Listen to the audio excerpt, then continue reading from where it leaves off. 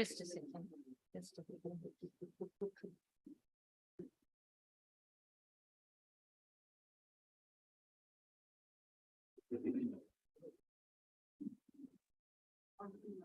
Good afternoon, everyone. We will now begin with the plenary session, which would be chaired by Professor Sukrita Paul. I now request Professor Fatima Rizvi to introduce our guests.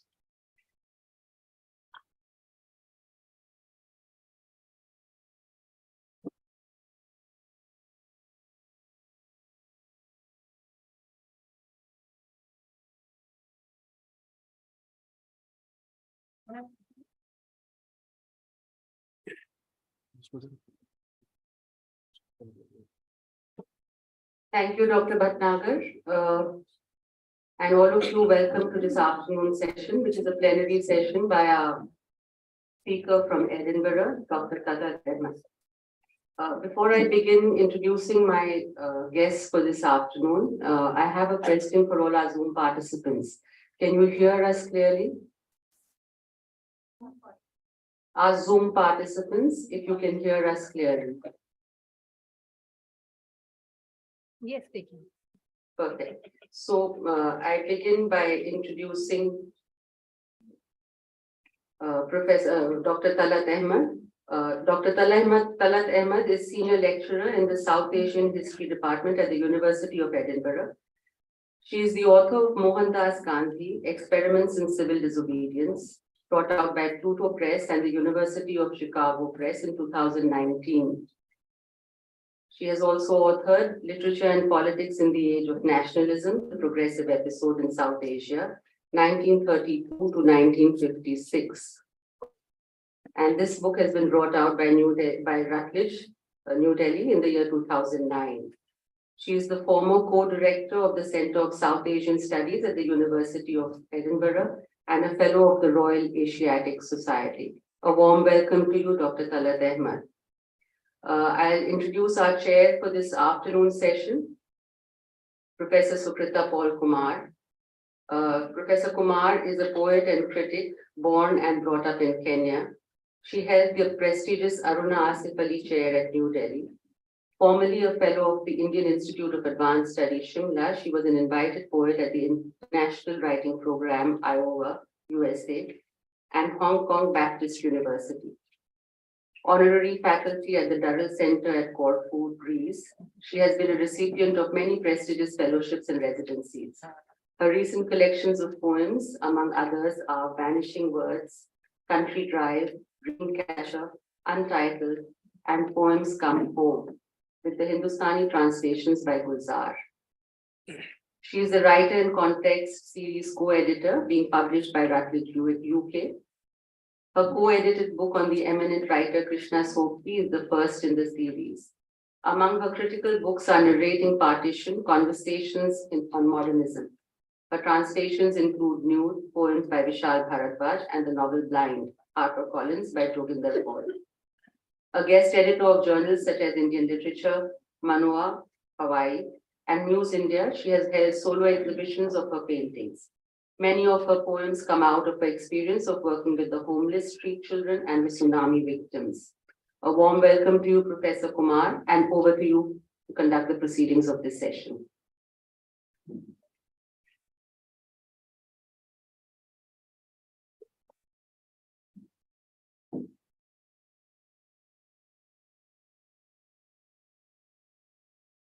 Thank you very much, Professor Fatima. I'm thrilled that I am to chair this particular session, which is the plenary talk by Dr. Talat Ahmed. And I believe this is a very, very relevant kind of a plenary because in the context of talking about Angarey, talking about the progressive movement, it's extremely pertinent that we contextualize the happening as an episode as very well put by Talat. I believe that we do need to know the entire historical, literary, linguistic, and sociological kind of a context within which this progressive movement came up and Angarey happened. So how do we understand it? And in fact, these days, since I'm doing Writer in Context series, I know the value of trying to understand context for particularly a literary happening and how we need to not treat the literary artifact as though it's excluding all the other realities, sociological and historical around. So how do we place this in the context? We do need to have a very interdisciplinary approach to comprehending fully the text, even the text Angarey, forget about the movement. So for the movement to actually happen first and how it was sustained, and that is one aspect. But I also appreciate the fact that this is the title. I noticed the making of the AIPWA Manifesto, Transnational Influences and its Impact. I too want to understand this, and I won't come in the way, but understand what? Understand the whole idea of how this did not happen in a vacuum of just being in the South Asia context.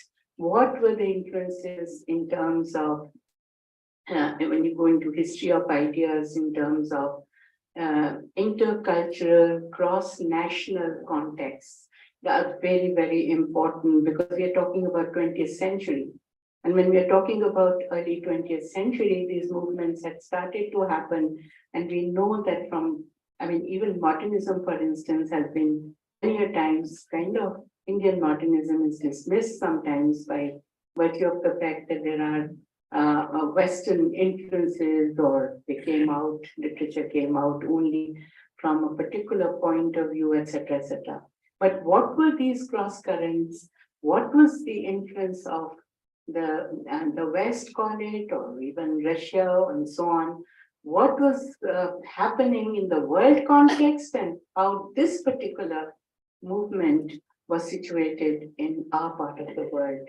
So I'm looking forward to the talk as much as all of you are. So over to Dr. Talat Ahmed. Welcome to you. Many thanks, Professor Kumar, and to Professor Risley for a very kind introduction. I hope you're all able to hear me clearly. I will take that as yes. Yes, a good afternoon and a good morning from where I am in Edinburgh, which is very cold and very snowy today.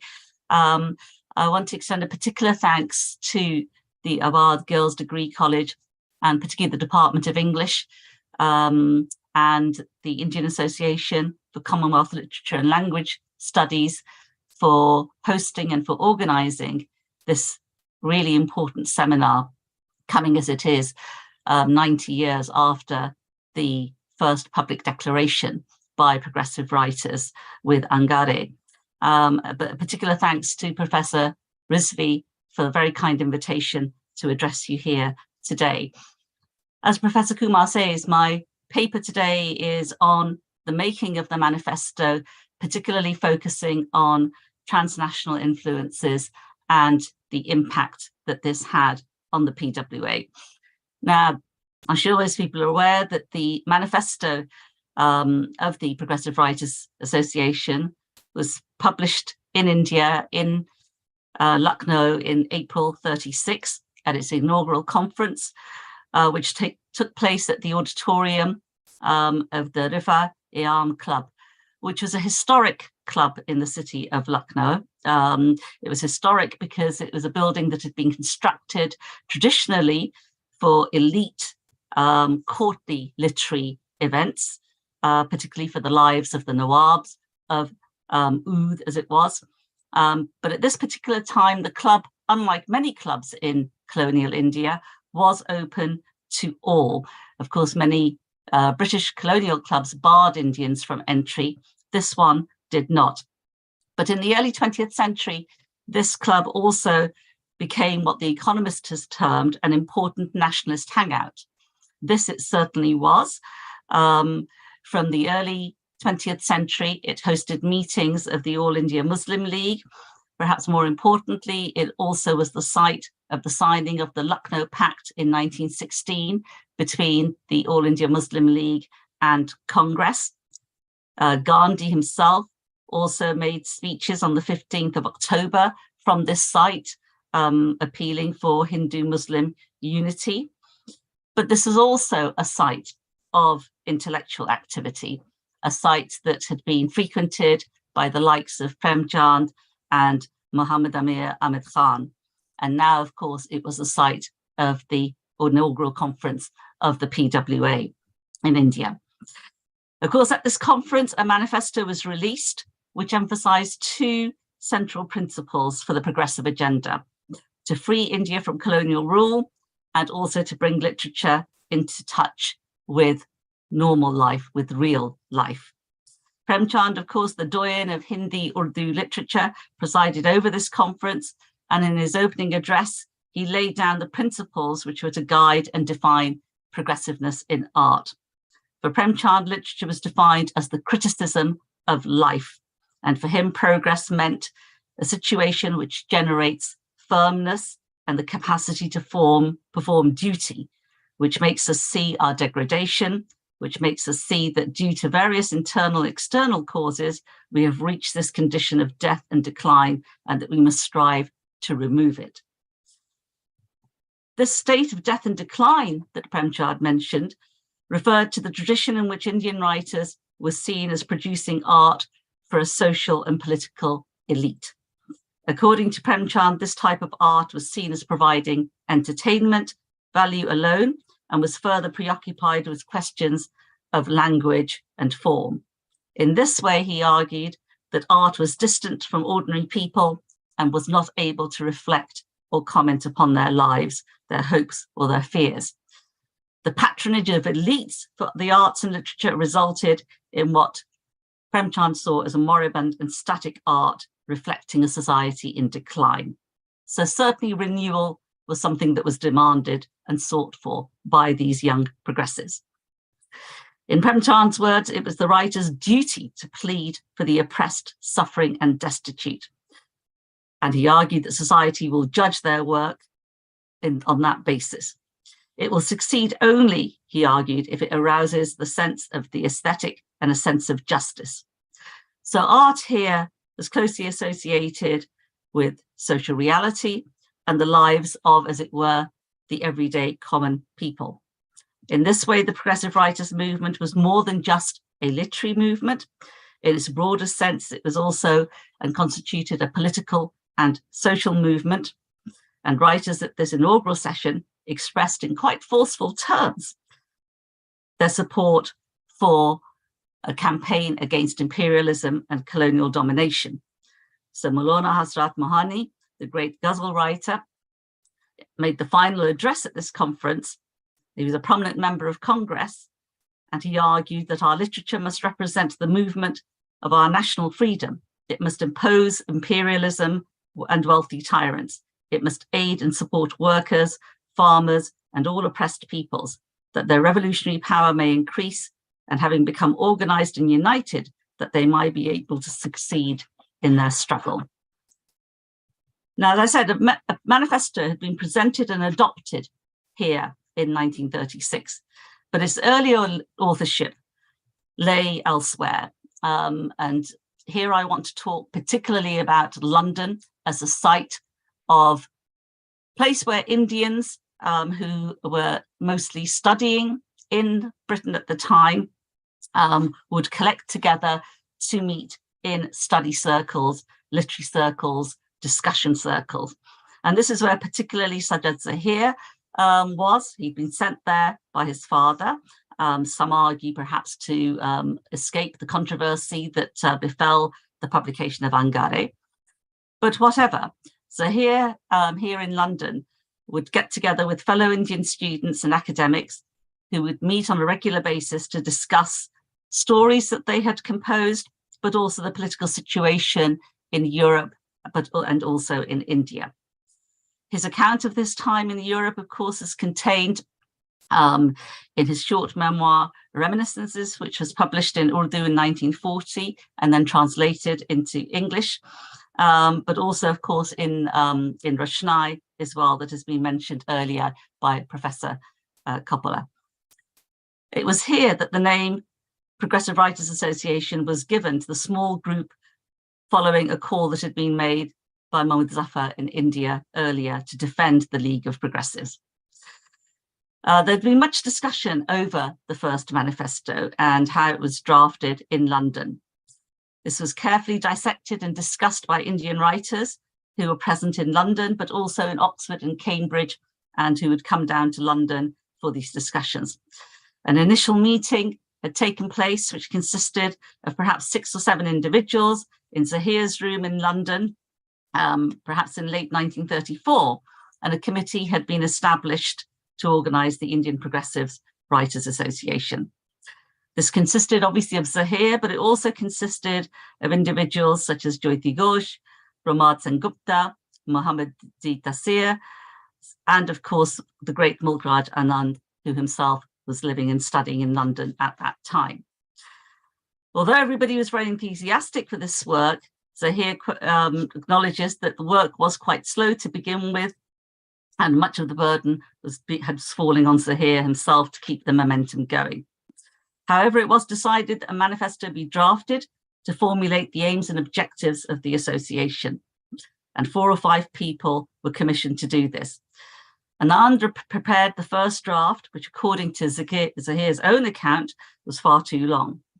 Dr. Ghosh then prepared the second draft, which was presented before the committee, and finally Zahir was asked to rewrite the whole draft after intensive discussions of people in London at the time. So the draft that appeared and was published in Left Review in 1936 in London, it was also published in Hans by Premchand in India. This was the final one that was drafted by Zahir. According to Ralph Russell, in his account of the PWA, their meetings used to take place at Nanking Restaurant in Denmark Street in London. The meeting attracted about 35 Indians, and Anand was elected as president. The manifesto was presented by the committee, and after more minor amendments was adopted unanimously. This was the manifesto that Zahir takes with him back to India when he returned the following year in 1935. The manifesto was short, but nevertheless it was coherent and quite bold in its declarations. Now, I'm not going to read the manifesto. There was obviously the version that was published from London, and then there's the version that was adopted in Lucknow.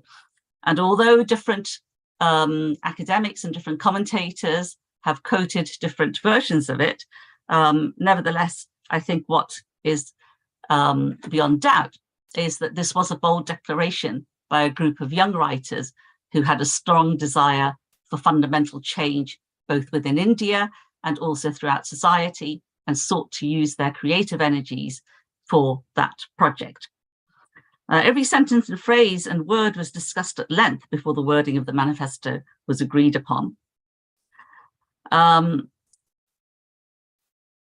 want to really move to talking about the wider political context in which these individuals who were operating in London, but also in India, came together to actually put together this manifesto. And here I think it's quite important, and I am a historian, so I will talk about this, that the actual context, the political context, the social and economic context of the 1930s was critical to the formation of the PWM. The world economy at that time was still reeling from the reverberations of the Wall Street crash. We had economic depression, which had set in right the way across, particularly Western economies. So, for example, in Britain at the time, unemployment had more than doubled by the end of 1930, rising from 1 million to 2.5 million, which meant that that was 20% of the workforce that was unemployed in Britain. Exports had fallen in value by 50%. In India itself, arguably, though perhaps the impact may not have been as dramatic in terms of scale as it was in Britain at the time, and here there are all kinds of contested debates, particularly amongst economic historians on this matter.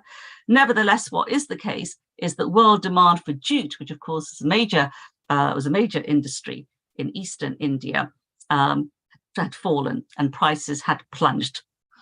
In addition to this economic catastrophe, politically, Europe saw the growth of fascist parties, and particularly in Germany in 1933 with the Nazi Party coming to power, but also in Italy with Mussolini's fascists coming to power in 1922. These organizations, these political parties, were riding high on the catastrophe of the economic turmoil and directing resentment towards minorities.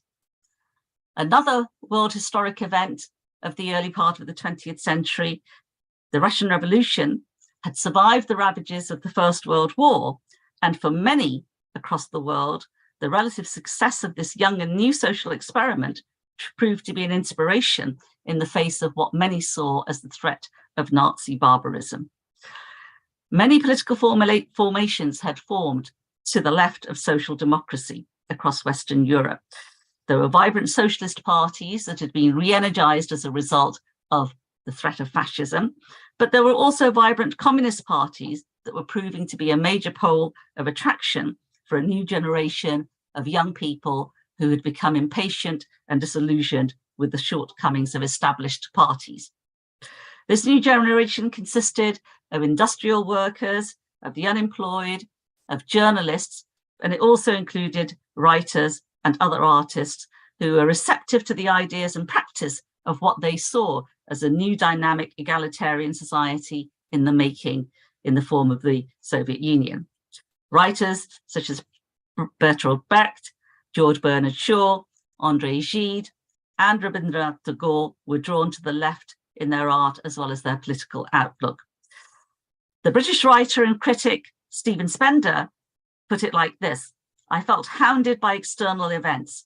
There was an ever-increasing unemployment in America, Great Britain, and on the continent. The old world seemed incapable of solving its problems, and out of the disorder, fascist regimes were rising." In Europe in particular, confiscation of books and book burnings in the squares of Berlin University sent shockwaves within the writers' community, as fascist thugs, particularly on the 10th of May 1933, burnt the books of writers such as Maxim Gorky, the German writer Ludwig Renn, and we had Nazi students and officials staging mass book burnings of books by Helen Keller, Ernest Hemingway, Karl Marx, John Reed, Bertolt Brecht, Jack London, and many others. Book burnings became a frequent feature on the streets, not just of Berlin, but in many other parts of Germany. Writers found themselves subjected to harassment, to arrest, and many had to go into hiding and into political exile. Against this background, it is not too difficult to see how writers and other intellectuals felt a need to respond. And they did. A revolutionary association of writers and artists had been set up in Paris in 1932 by the writer Henri Barbusse. In 1933, Louis Aragon inaugurated La Maison de la Culture, which brought out a review titled Commune, which was edited by Barbusse, Aragon, and André Gide. This publication proclaimed itself as a review of struggle. It went on to declare, in the face of the confusion by which existing culture moves towards fascism, the Commune proclaims that the only revolution is the proletarian revolution. In Madrid, in Spain, a similar association had been established in June 1933, which led to the founding of a review called Cultura Nuovo in Valencia in 1935. And with the outbreak of the Civil War in Spain, the Alliance of Anti-Fascist Intellectuals for the Defense of Culture was established the following year in 1936 in July. Across the pond in the United States, the magazines such as The New Masses and Partisan Review had been launched. In this context, I want to talk about three critical conferences of writers that took place between 1934 to 1937, which I would argue were quite a watershed in delineating what the role should be for writers and intellectuals in a rapidly changing world. The first of these conferences took place in 1934 in Moscow, which is the Soviet Writers' Congress, taking place from the 17th of August to the 1st of September that year. This gathering was pivotal to setting up a model of how to organize and give political direction to a group of nascent writers in the Soviet Union, as well as those that were influenced by what had happened in Russia. Although this is essentially a Soviet Writers' Congress, a number of international delegates attended, such as Louis Aragon from France and André Malraux, but also André Gide, and also the German writer Henrique Mann. This conference was dominated by discussions of artistic theories that were linked to Soviet communism. And in a speech that was delivered by Andrei Alexandrovich Zhanov, who was the secretary of the Central Committee of the Communist Party of the Soviet Union, he argued that writers had to be engineers of human souls. By this, he meant that writers had to have knowledge about social life in order to depict it accurately in their works. Now, the keynote speech at this conference was delivered by the great Maxim Gorky. As the most celebrated Soviet writer, his presence at this Congress was of critical importance.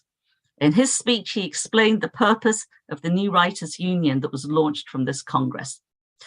He argued that the body was not solely intended to organize writers into one unified organization, it also had to, and as he put it, be a professional unification which would enable them to comprehend their corporate strength, to define with all possible clarity their varied tendencies, creative activity, guiding principles, and harmoniously to merge all aims in that unity, which is guiding all the creative energies of the country.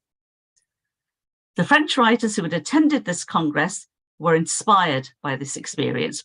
And when they returned to France, in Paris, they organized a meeting at the Palais de la Mutualité on the 23rd of October that year.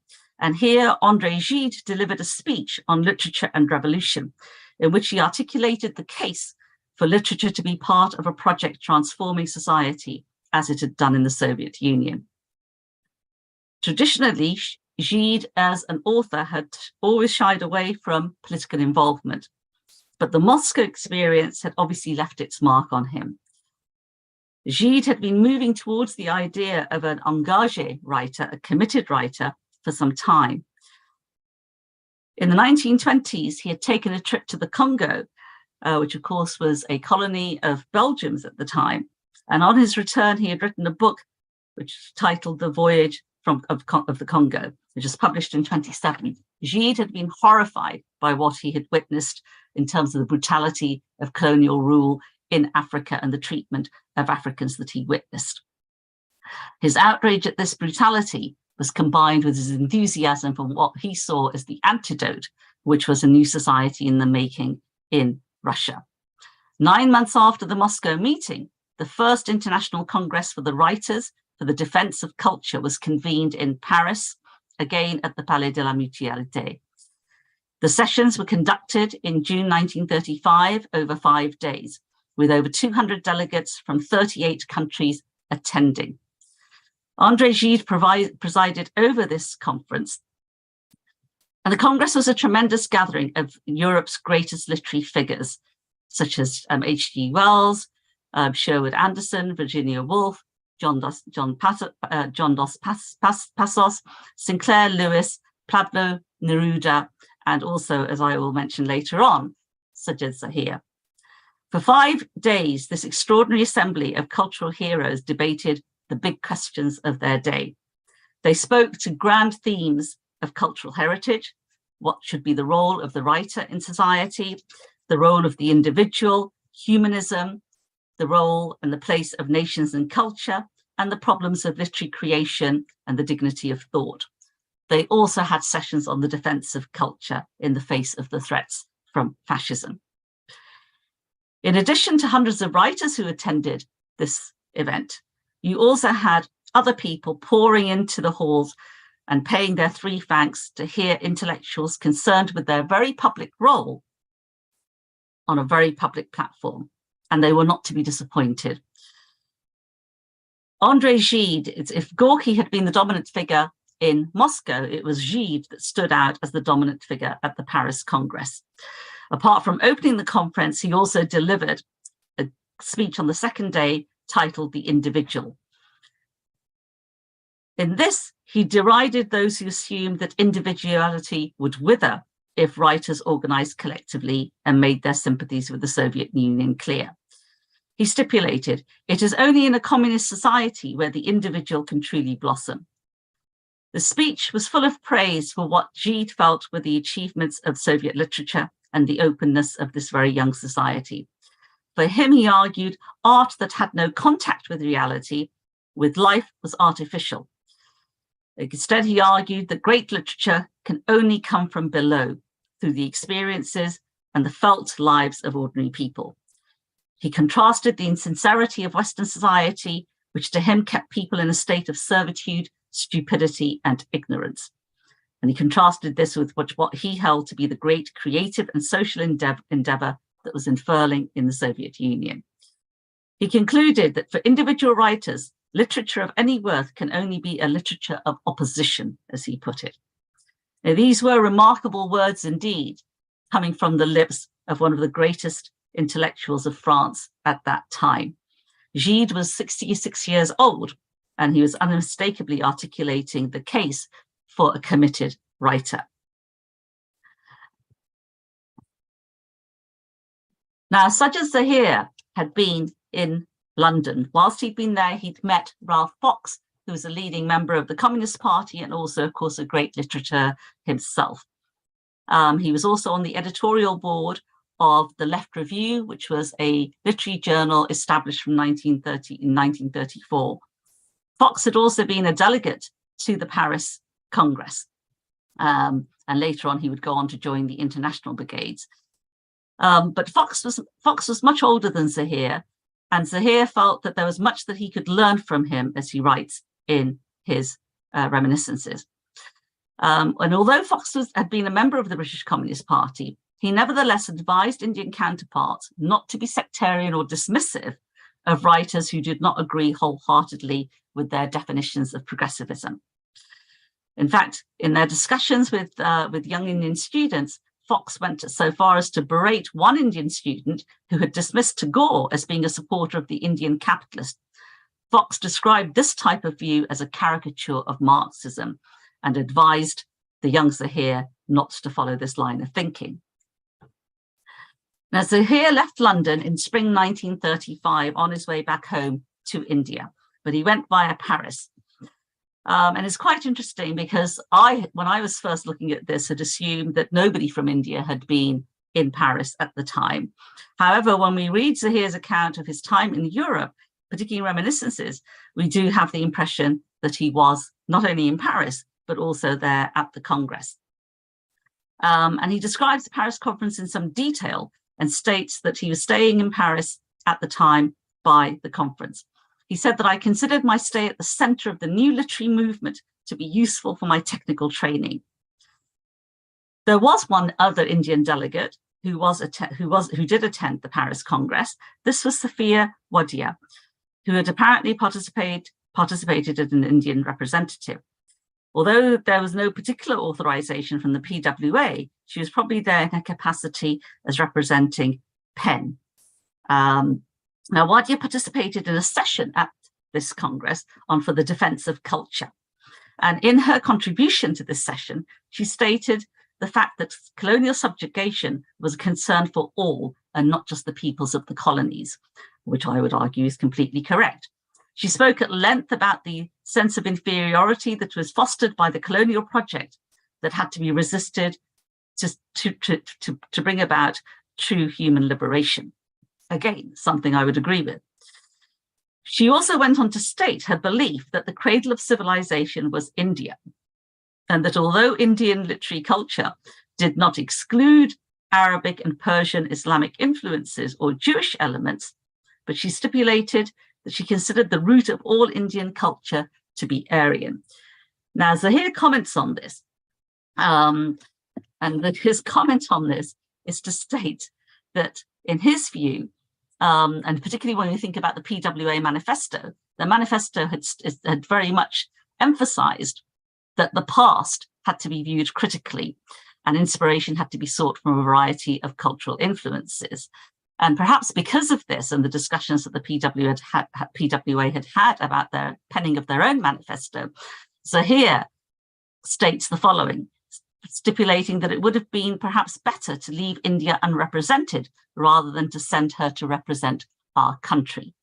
And I would suggest that in this, Zahir is not only making clear his criticism of that aspect of Wadia's comment, but also in this way reflecting his confirmation of the PWA agenda as manifested in its manifesto, that although the past has to be looked at, it nevertheless has to be viewed in a critical light. Now, whilst in Paris, Zahir also had the opportunity to meet another great French writer, Louis Aragon, who of course had also been in Moscow and at the Congress. He was also the secretary of the Association of French Writers and worked at the newly established office of the International Writers Association. Aragon was just as interested as Ralph Fox had been in Indian literature and the prospects of an Indian progressive writers movement being established. Zahir himself writes about how he was most impressed by the knowledge of Aragon about India and also his enthusiasm for their new venture. Zahir asked Aragon for his advice on organizing a writers' movement, and Aragon laughed and replied, "Don't ask that. No other group is more difficult to organize than writers. Every writer wants an exclusive path for himself." But he goes on, "Even then, we must continue our efforts. The conditions of the modern world are forcing the writers to organize themselves for the defense and progress of their art." This advice and the importance of being patient and doing patient work, as well as Fox's admonishment of sectarianism, was to stand Zahir in good stead as he made his plans and preparations for his return trip home to India. He left Paris in the autumn of 1935, arriving in Bombay in November that year, carrying with him the manifesto that had been penned in London and enthused with a determination to organize a movement that he had also experienced in Paris. Now, 2 years later in 1937, a second Congress of the International Writers for the Defense of Culture was convened in Spain. This was particularly significant as a venue because Spain at that stage there was an intense political situation. The country had been completely polarized between the Republican coalition, which included liberals, socialists, communists, and anarchists, and on the other side, a national front, which consisted of conservative forces, monarchists, colerists, and also phalangist groups.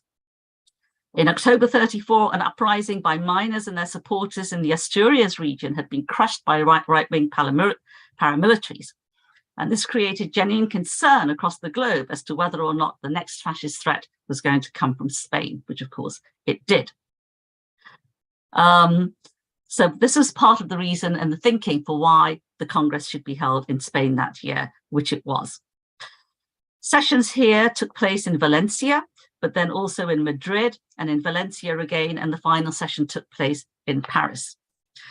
Now again, this Congress had been organized, well, whereas in France, the Congress had been organized very much with the help of the French Communist Party organizing. In Spain, many of the intellectuals who were organized had been organized through the Communist International, particularly those that were joining the international brigades, including individuals such as the British writer Ralph Fox, who were joined and went to fight with the international brigades and himself died in that war. But there were also other individuals there as well. And one of the individuals who attended this time officially as an official delegate of the All India Progressive Writers Congress was, of course, Mulkraj Anand. He was an elected representative and was elected onto the committee of the International Writers Congress as the representative of India at that time. Anand, of course, had lived in London since 1925, studying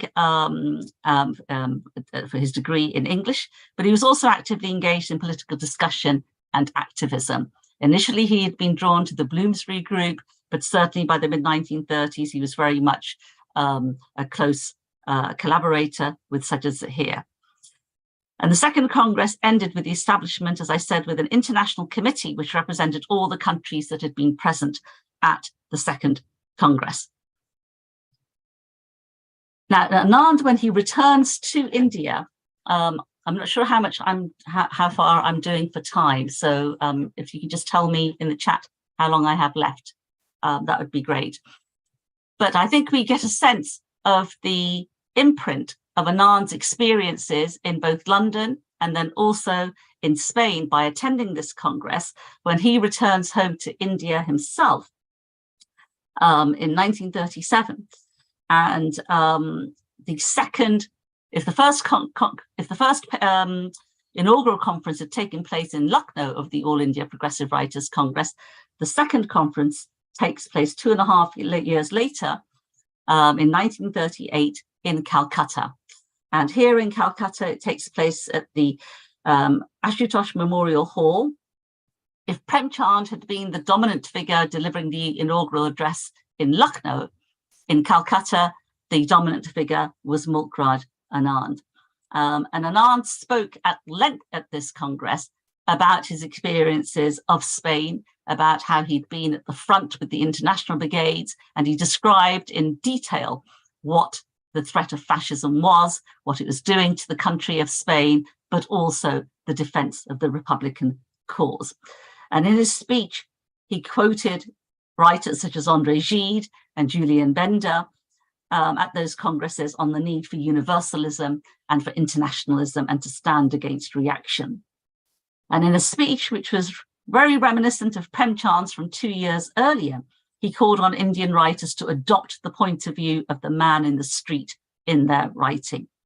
And he went on to say that writers had to fulfill their creative aspirations by a radical realization of the causes that hamper our social life and by the portrayal through a heightened sensibility of all those tragedies in the obscure lanes and alleys of our towns and villages, which have only just begun to find utterance in the literature of India. So again, emphasizing the critical importance that writers had to have an appreciation, a sympathy, a solidarity with the lives of those people who lived in the lanes, in the back streets, and lived very ordinary, colorless lives. And he concluded his address by saying that the task of building up a national culture out of the debris of the past so that it takes root in the realities of the present is the only way by which we will take our place among those writers of the world who are facing with us, the bitterest struggle in history, the struggle of the peoples of the world against imperialism and its twin brother fascism, its old aunt feudalism, and all the other aunts who refused to let the new shoots of life burst into the future. And here Anand, I would argue, was setting forth the manifesto for a new popular culture, which was part of a new type of politics that he believed should be emerging in India at the time. So I want to conclude really by stating that in many ways, when we think about the PWA and we think about the penning of the manifesto itself was a product of many of these cultural and political currents that had been taking place in Europe at the time. For people like Zahir and people like Anand and other Indians at the time, their discussions, their exposure to debates, to arguments, and the exchange of ideas that they had with both British writers, French writers, German writers, as well as with those who were political activists, was absolutely critical to their understanding, their thinking, and ultimately to how they were going to organize their own organization, and therefore what the wording of the manifesto should be and what the goals of the manifesto and the organization should be. And I want to end here by saying two quick things about the notion of transnationalism and also in terms of impact. And transnationalism here, I am referring to it as a historian in terms of an exchange of ideas across borders, not just political borders, but also intellectual borders. And I think that in what I have tried to present at this paper is that the discussions that we see taking place with these young Indian writers, the conversations that they were having with other writers in Britain and in Europe, the exchange of ideas, learning from each other's experiences, in this sense represents the best of transnationalism and transnational exchange, because it is also about an exchange of equals. It is about an exchange of ideas and mutual respect and about learning from each other. And I think this is also where the impact of transnationalism in the early part of the 20th century is also particularly important, because this is a transnationalism which is not about state level discussion or interaction. This is a transnationalism which is very much outside of state institutions. It is a transnationalism and an exchange of ideas that is taking place, for want of a better phrase, I suppose, amongst people who occupy civil space in terms of writers. And in some ways, one could perhaps purport that this is a transnationalism which is coming from below, because it is not dictated by official government bodies and by state institutions. But the impact of this was completely global.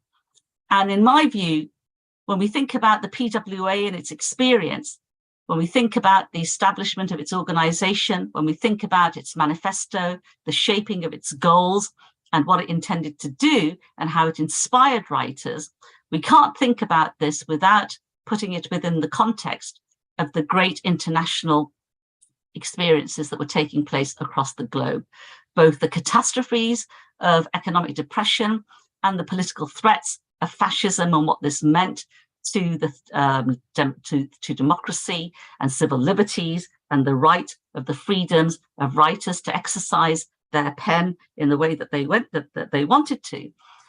But it also demonstrates globalism, I think, in the truest of its sense, which is that it was a globalism coming from below, coming from people who had mutual respect for each other and wished to learn from each other and to engage with each other. And therefore, for us to fully grasp the meanings of the PWA manifesto, we have to understand its global moorings. And only in that way can we begin to hopefully have a much better understanding of the context and the meaning of the Progressive Writers Association. Thank you very much.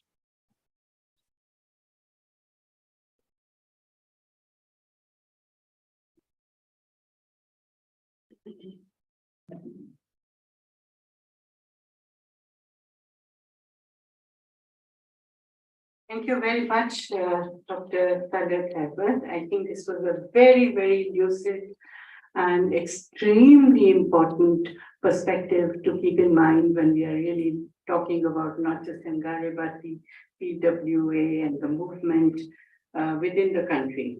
I think it was extremely pertinent that you not only gave us a perspective of what was the agenda in terms of what the manifesto was going to carry and what it was aiming at, but also what goes into the making of the manifesto and that temper, the temper of early 20th century globally, what was happening, and the reference to the fascist kind of regimes and how there was a tendency to basically there was a tendency of a kind that began to happen in, probably it started with London, you said, as in particular, the coming together of writers. And that's what I appreciate, because you're focusing whether in London or in Spain or in India, there were writers coming together who were looking at the specificity of their own countries, their own locale, and their own rooting. And that is why it's a movement from below, as it were. So it's not transnationalism that was imposed from above, but something that is happening from below. And the proletariat is in the center, and also its relationship somewhere, the echoing of or the influence of the Communist Manifesto also comes up. But I think mainly the period which is mid-30s and coming down also to 37 and 38, I think there was a culmination point that you actually mentioned somewhere so beautifully how it happened. So it's so lucid and so clear a picture of how this happened, and which is not to say that the entire movement was kind of standardized. It cannot be, because each writer, each group of writers comes from a particular cultural specificity. So while that is maintained, there is also the spirit of the opposition to the imperialistic tendencies, for instance, in the Indian context. And so how Zahir and Mulk Raj Anand, I think Mulk Raj Anand plays a very significant role as well. and in terms of representing India in the global context. I think that was his main role. And then he comes back in Calcutta. It was another Premchand almost, you know. It was another Premchand coming up. So there were so many Premchands, but that leadership was required. When Premchand was on the scene, and he remained on the scene. But the fact is that spirit of opposition is one thing, but questioning is another thing. But I think the voice of the people was required through the spirit of dissent and protest, but articulated very sensitively. And the agenda was maintained, and the manifesto happens in such a way that it's not limited to those times. That manifesto is equally relevant today, whether it comes to, you know, the language scene or in the context of certain kinds of oppressive regimes that come up one after the other. So those structures need to be questioned all the time. And that questioning needs to be sensitively maintained. So it's an agenda for all humanity in a way. Thank you very much, Dr. Ahmed, for raising these points, for making it so clear, picture clear, you know. I'm sure one or two questions, in case there are, we can entertain. There is a little bit of time. So go ahead and raise questions if you have any.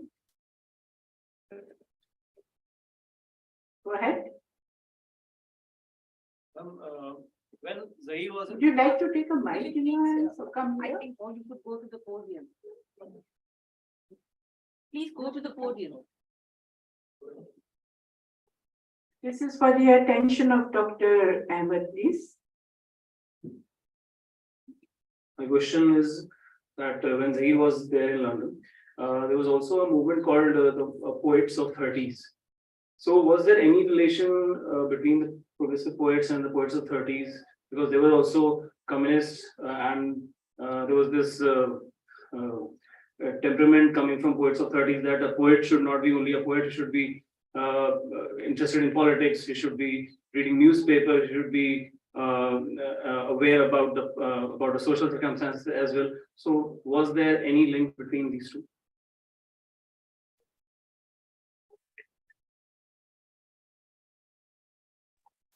Dr. Ahmed, would you like to take the question, please? Okay, no, You hear the question. yes, I did hear the question. Thank you very much. Okay, And yes, and thank you for that question.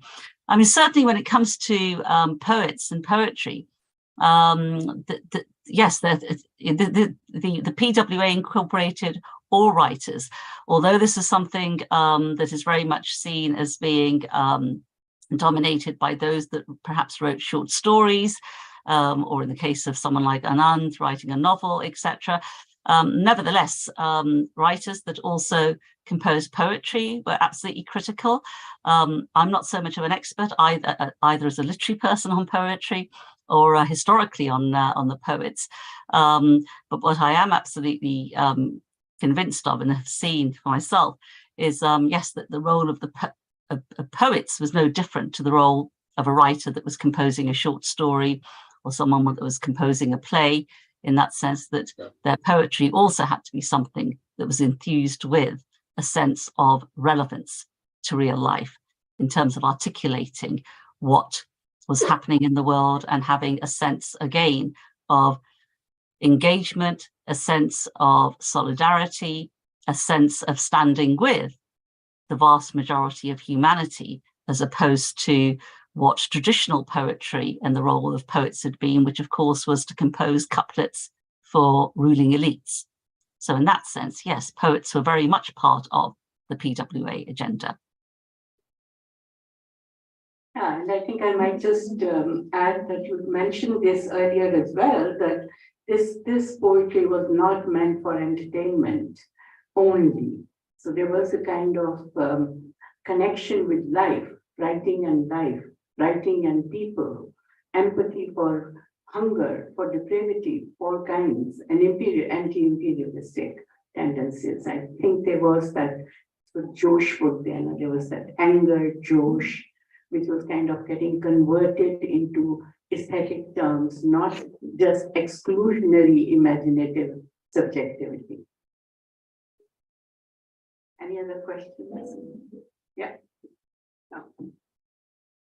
This would be the last question, please, because I can see restlessness there.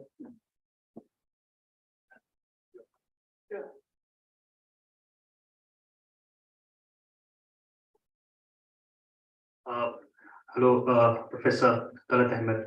My question is primarily to do with the idea of progressivism as a critical concept, because I feel, I mean, this is something where I would want your opinion, because the whole engagement with progressive literature was not merely associated with dealing with writing of new literature, but a kind of a critical revision of the way literary history, literary cultures were conceptualized across history. So do you think a kind of a revisionist outlook or a critical revisioning of the way literature or literary histories of different cultures were thought about hitherto and how they were reconceptualized, refashioned vis-a-vis this new progressivism, this outlook that developed in the wake of this movement, not only in India, but across the world? Was it also kind of looking back into the past and sort of reorienting our vision, developing new perspectives? So do you think, was there any development of that kind with this movement? Thank you.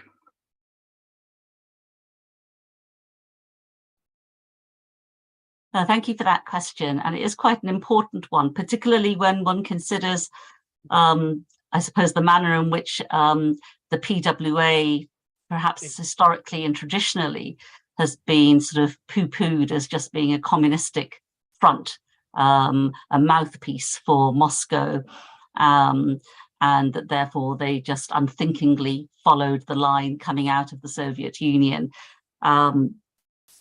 Which in many respects, you know, when I quoted Ralph Fox earlier, when he said that it was a caricature of Marxism to be dismissive of those that didn't 100% agree with your definition, he was very serious about this.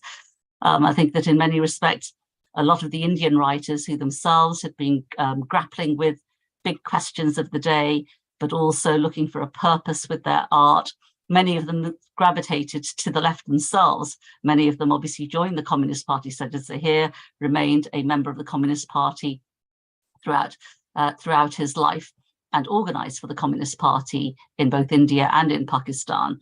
And those that were not members of the Communist Party, nevertheless, were very sympathetic, if not fellow travelers, of many of the ideas of communism and the aesthetics of communism. One of the other caricatures, I suppose, of Marxism is a sense in which Marxism or revolution just wants to destroy the past.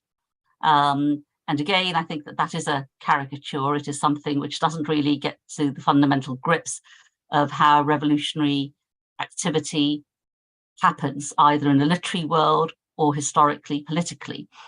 The PWA in their manifesto mentioned, and in their goals, they talk about the past. But as I said before, they talk about how the past has to be looked at, it has to be studied, but it has to be studied with a critical eye, i.e. we cannot look at the past because the past is something which, well, what is the past? You know, if I think about Britain, we are told that our past is the royal family, and that we're all meant to look up to royalty as being almost like our mother, our grandfathers. The fact that historically, what constitutes the British monarchy is something that itself is an international product, emanating as it does from Germany and other parts of Europe, is something that gets overlooked when the dominant ideas that are put across in the media, and particularly in the tabloid press, are constantly about that this is a British monarchy, an English monarchy, and everybody just thinks it's English without delving much deeper. Similarly, in any other culture, so like I think that particularly for the progressives, the sense of unity, the sense of humanity, and also the sense of Indian civilization being a very rich civilization, which was made up of many linguistic, of many regional, of many cultural diffusions, was something that for them was very important. It was something that they cherished And it was something that was part and parcel of their manifesto in terms of what they sought as a vision for an independent India in terms of fighting against imperialism. And therefore, any reducing of what constitutes an Indian civilization, either its history or its present, is something that I would argue would have been complete anathema to the progressive agenda that believed very much in a cultural plurality about Indian society. So the past is certainly very important, and it does have to be looked at, it does have to be read, it has to be understood, but it has to be understood with a critical gaze. And here it's quite important, I would just want to say one thing here, which is that some people in revisionist, perhaps interpretations of various progressives or individuals might want to talk about a revivalism. Premchand himself was very clear about this. He said, no, we're not talking about revivalism here. What we are talking about is a critical understanding of the past. And with a critical gaze, we then have to look at our present and think about how we are going to constitute a future as we go forward. So yes, there are things from the past which can be useful to us when we examine it in a critical manner. And we take what is useful for us and take that forward in the present and into the future. But it has to be something that is going to be subjected to a criticism of life. It can't be something which is just accepted at face value. So I'm not sure if that answers your question. Thank you so much. Right. Should we close the session? Thank you very much, Dr. Ahmed. I think this was extremely useful coming at the time that it did, this plenary, because we've just about started to discuss this in the entire movement in the context of not just India, but also the influences of so many other, transnational ideas which happened around the same time. And now also we can come back to the AIPWA entire PWA agenda, because I think individual cases need to be very specifically understood within the larger context. So the micro and the macro have to go together. Thank you very much once again. It's such a pleasure listening to you.